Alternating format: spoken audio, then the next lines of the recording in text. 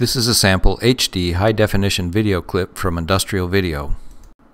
It may be viewed using HD and full screen settings on your computer. Our company is flexible enough to be able to produce high-quality video under a wide range of circumstances.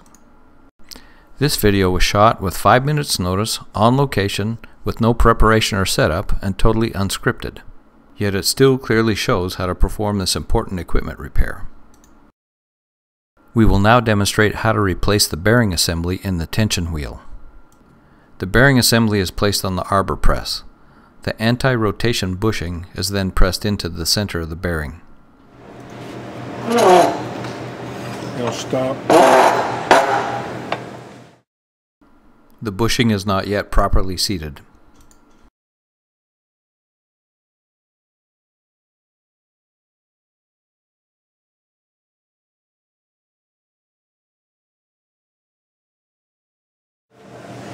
Go down to the seats.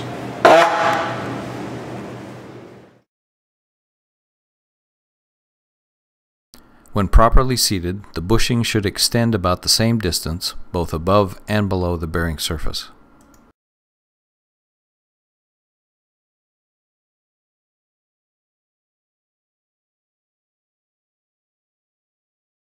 Note the anti-rotation slot and the bushing.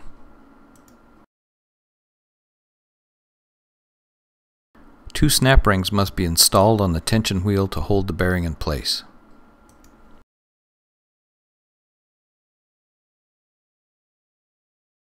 Note the grease fitting on the tension wheel.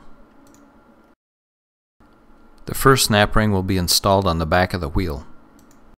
Simply install a snap ring as shown.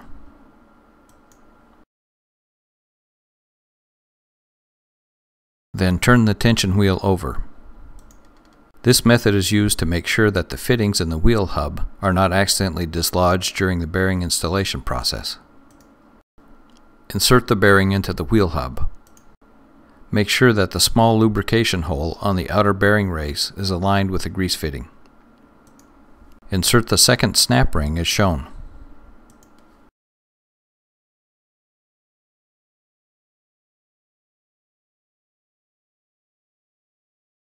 Manually pull on the bearing assembly to make sure that it's solidly in place. Lubrication. Make sure to use waterproof marine grease when lubricating the tension wheel.